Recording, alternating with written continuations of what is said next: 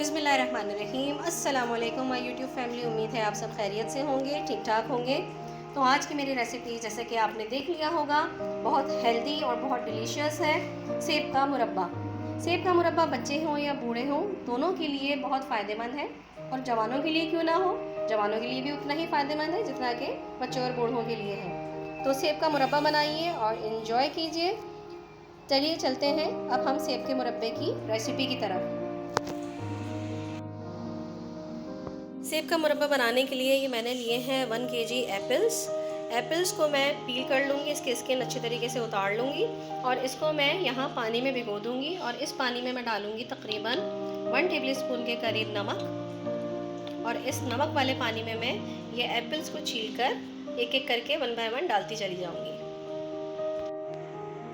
ये देखिए मैंने ये एप्पल को पील कर लिया है और नाइफ़ की टिप से जो है ये देखें ये हिस्सा भी रिमूव कर दिया है, टॉप एंड बॉटम का हिस्सा। जहाँ तक आपकी नाइफ़ की टिप जा सके आप इसको रिमूव कर दीजिए। ये एक एप्पल जिस तरह से मैंने पील किया है, इसी तरह से मैं सारे एप्पल्स को पील करके नमक वाले पानी में ऐड करती जाऊँगी। फिर मैं आपको दिखाती हूँ।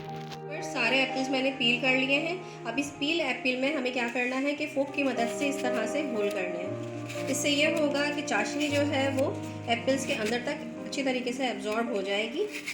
इस तरह से सारे एप्पल में मैं जगह जगह होल कर दूँगी। इनको बॉईल होने के लिए रख दूँगी। सारे एप्पल्स को पंक्चर करने के बाद अब मैं इनको बॉईल पर रखूँगी। देखें सब एप्पल्स को मैंने पंक्चर कर लिया है। अब मैं इनमें डालूँगी पानी ताकि मैं इसको बॉईल कर सकूँ। इसमें इतना पानी ऐड करें कि ये अच्छे तरीके से बॉईल हो जाए। ज़्यादा टाइम नहीं लेंगे ये बॉईल होने के लिए, कम से कम वक्त में इनके बॉईल हो जाएंगे। उसके बाद हम इसका शीरा बनाएंगे। एप्पल्स हमारे 70 to 75% जो है वो टेंडर हो चुके हैं। ये देखिए मैं बीच बीच में भी इसे चेक कर दे रही हूँ। ये ऊपर से तो अच्छा खासा टेंडर हो गए हैं, लेकिन अंदर से थोड़े से अभी इनमें कसर है। मैं इनको इसलिए अभी निकाल लूँगी क्योंकि मैं बाद में इसको शीरे में भी पकाऊँगी। अभी मैं इसका शीरा बनने के लिए रख दूँगी, फिर बाद में हम इसको शीरे में भी उस वक्त तक पकाएंगे जब तक शीरा जो है वो गाढ़ा नहीं हो जाता। मैं एक एक करके जो है वो एप्पल्स निकाल लेती हूँ।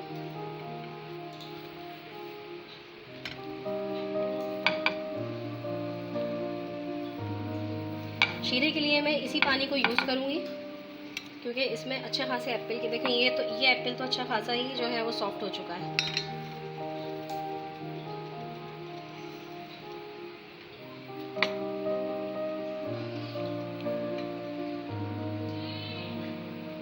एप्पल एक्सट्रैक्ट इस पानी में अच्छे खासे हैं, काफ़ी सारी ग़िज़ाइयत इस पानी में है, इसलिए मैं शीरा इसी पानी में पकाऊंगी। 1 किलो एप्पल्स में तकरीबन 3 पाव के करीब चीनी डलेगी। ये चीनी मैं इसमें ऐड कर रही हूँ। चीनी के साथ साथ इसमें मैं इलायची पाउडर ऐड कर दूंगी।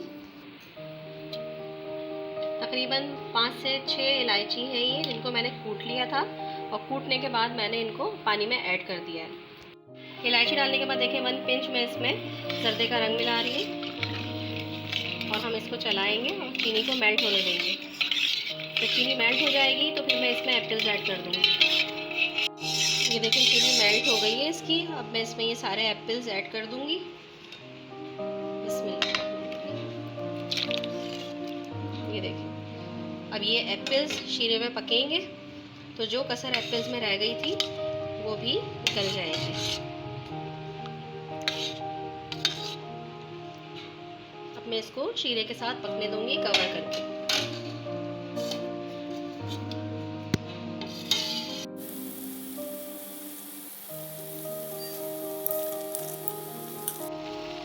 पंद्रह मिनट हो चुके हैं इसको पकते हुए और ये तकरीबन अच्छे तरीके से पक चुका है। अब इसमें देखें ये तकरीबन 1 टेबलस्पून लेमन जूस है, इसमें मैं लेमन जूस डाल दूंगी। और ये है तकरीबन 1 पिंच के करीब टाटरी, इसमें मैं ये टाटरी ऐड कर दूंगी।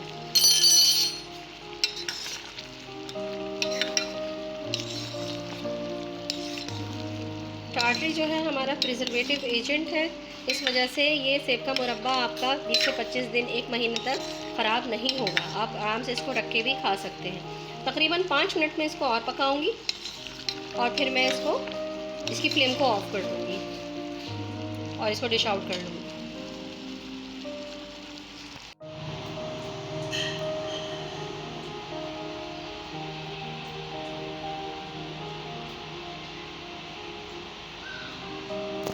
ये देखिए व्यूअर्स, सेब का मुरब्बा हमारा बिल्कुल रेडी है। इसे ट्राई ज़रूर कीजिएगा। ये बहुत हेल्दी होता है, ख़ास तौर पर दिमाग को तक़वियत पहुंचाने के लिए बहुत ज़्यादा हेल्दी होता है ये। तो ये अपने बच्चों को भी खिलाएं, और ख़ास तौर पर वो लोग जो सेब को चबा के खा नहीं सकते, हमारे बुज़ुर्ग अफराद जो हैं घर के, तो उनके लिए आप ये बना सकते हैं। इस तरह से उनको सेब खिला सकते हैं। अगर आप चाहें तो इसमें चीनी बहुत कम मिकदार में भी डाल सकते हैं। ये है कि सॉफ्ट हो जाएगा सेब, तो वो आराम से खा सकते हैं। बच्चों, बड़ों और बूढ़ों के लिए, तीनों के लिए जो है सेब का मुरब्बा बहुत ज़्यादा फ़ायदेमंद है। इसे ज़रूर ट्राई करिएगा और मुझे अपनी दुआओं में ज़रूर याद रखिएगा। नेक्स्ट रेसिपी के साथ फिर हाजिर होंगी। जब तक के लिए नूर को इजाज़त दीजिए। अल्लाह हाफिज़। और हाँ, अगर आप मेरे चैनल पर नए हैं तो मेरे चैनल को सब्सक्राइब ज़रूर कर लीजिएगा और प्लीज़ मेरी वीडियो को लाइक शेयर ज़रूर कर दीजिएगा।